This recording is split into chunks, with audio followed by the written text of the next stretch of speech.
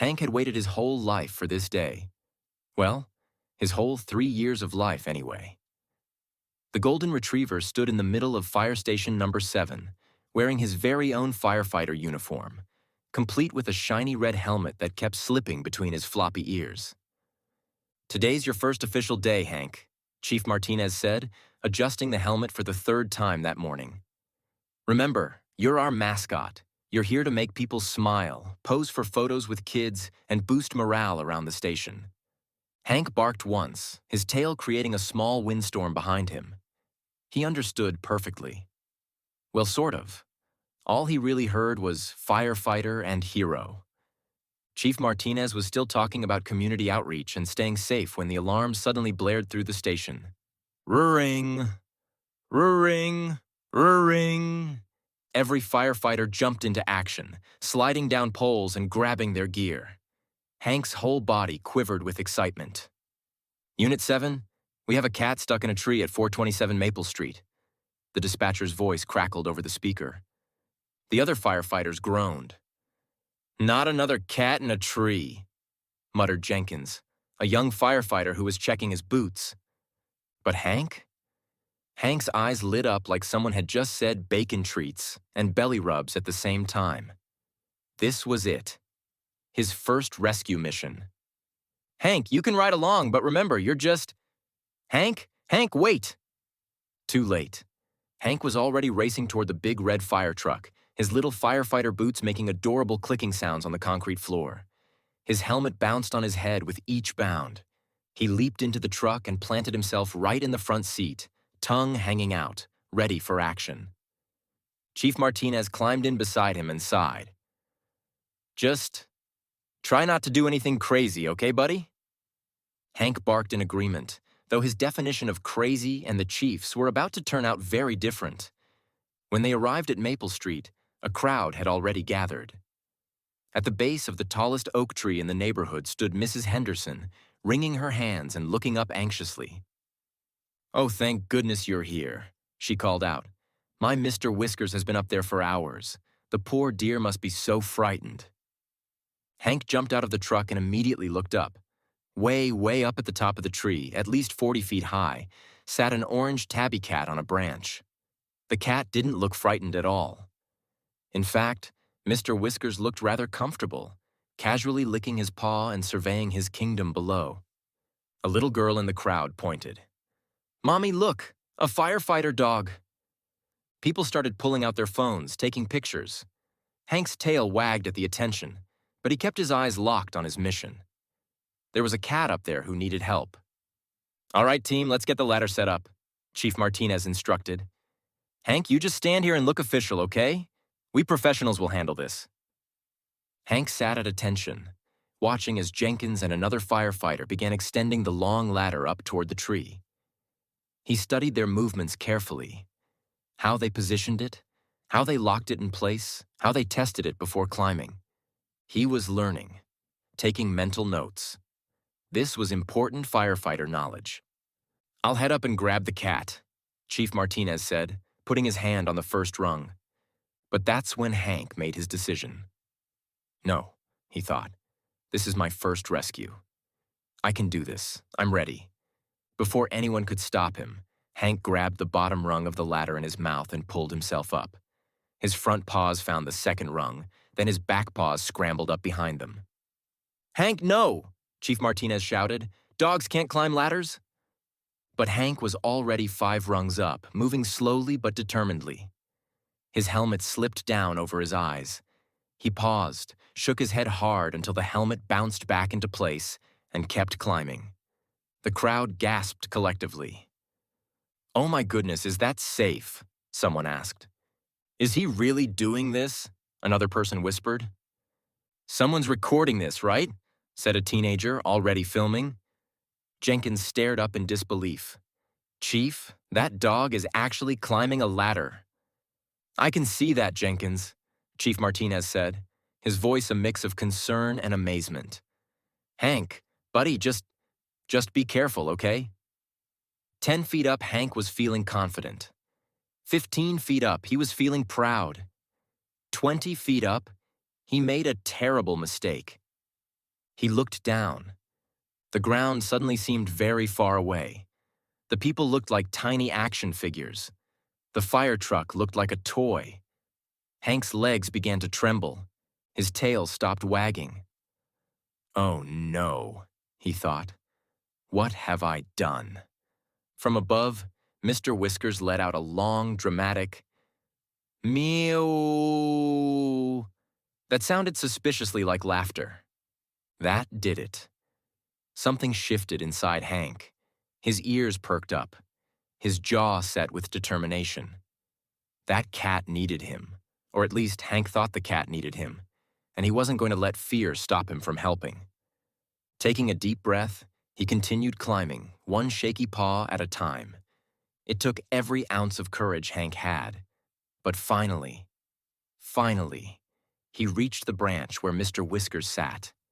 He was panting hard, his legs were shaking, and his helmet was once again crooked, but he'd made it.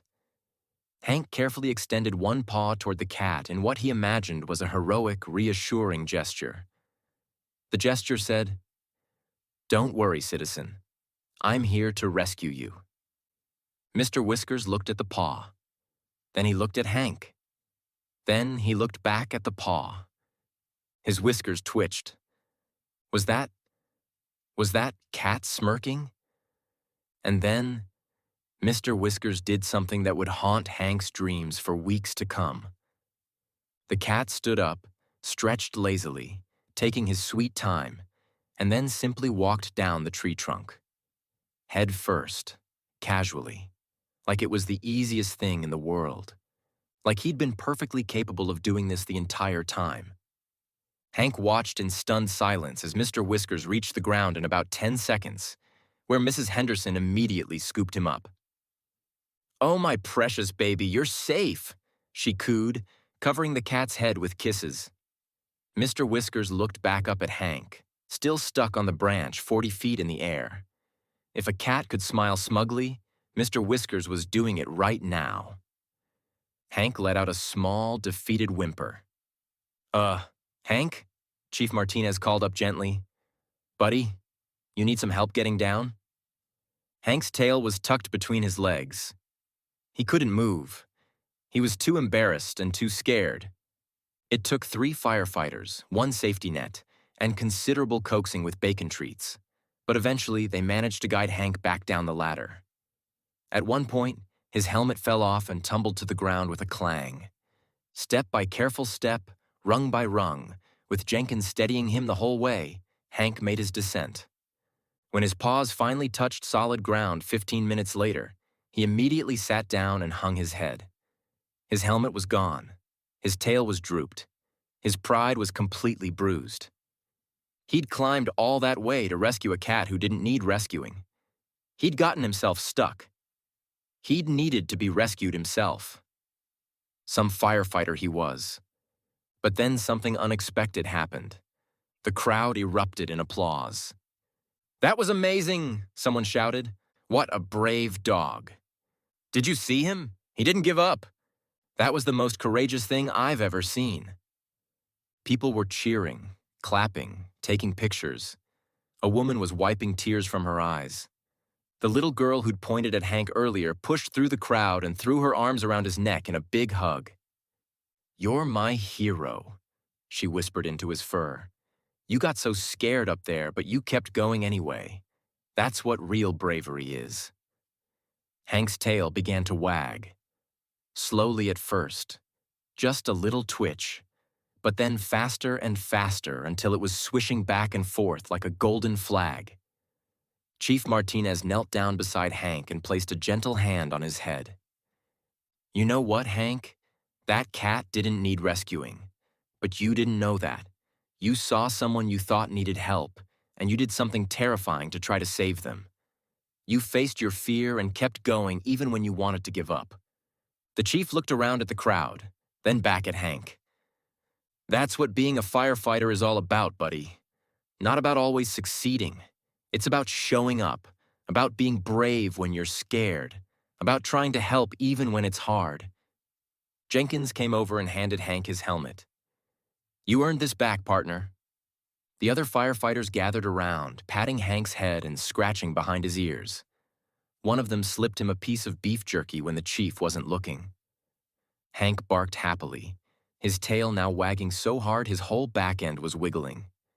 Mrs. Henderson approached, still holding Mr. Whiskers in her arms. "I'm so sorry my stubborn boy caused all this trouble," she said. "He does this all the time, climbs up and then pretends he can't get down just to get attention. But thank you for trying to save him, Hank. That took real courage." She held Mr. Whiskers closer to Hank. The dog and cat locked eyes. For a moment, they just stared at each other. Then, slowly, Mr. Whiskers reached out one orange paw and gently tapped Hank on the nose. Not a swat, not a scratch. Almost like a fist bump, or the cat equivalent anyway. It was a gesture of respect. Hank's tail wagged once more. Maybe, just maybe, they understood each other. On the ride back to the station, Hank sat in the front seat of the fire truck, his helmet firmly back on his head. His tongue hung out happily as he watched the neighborhood roll by. "So," Jenkins said from the back, "that was quite a first day, Hank." Chief Martinez glanced over at the dog and smiled. "I think we might have the best firefighter mascot in the whole country." Hank barked once in agreement. "But no more ladder climbing," the chief added firmly. "That's a direct order." Hank's tail thumped against the seat. He'd learned his lesson. Well, probably. Mostly. Maybe. Okay, if another cat got stuck, he'd probably try again. But he was a firefighter now. It was his duty. Back at Mrs. Henderson's house, Mr. Whiskers sat in the windowsill, watching the fire truck disappear down the street. His tail flicked slowly back and forth. For just a moment, the briefest of moments, the corner of his mouth twitched upward into something that might have been a smile. Even cats can respect courage, even if they'd never, ever admit it, especially not to dogs. But deep down, Mr. Whiskers knew something important. The world needed more creatures like Hank. Brave, loyal, a little bit silly, and always willing to help, even when they're absolutely terrified. He curled up on the windowsill and closed his eyes, already planning his next tree adventure. After all, heroes need someone to rescue. That evening at fire station number 7, Hank lay sprawled on his dog bed, exhausted but happy. His helmet rested nearby. Around his neck hung a small medal the firefighters had made him. Bravest first day ever.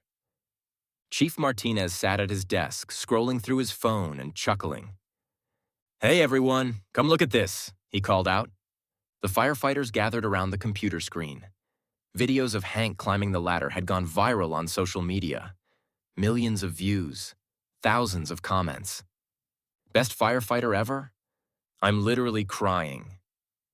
We don't deserve dogs. This is the content I needed today. Jenkins read one out loud. This dog showed more bravery in 10 minutes than I've shown in my whole life. Chief Martinez looked over at Hank, who was now snoring softly, his paws twitching as he dreamed of his adventure. "You know what?" the chief said quietly. "I think that person might be right."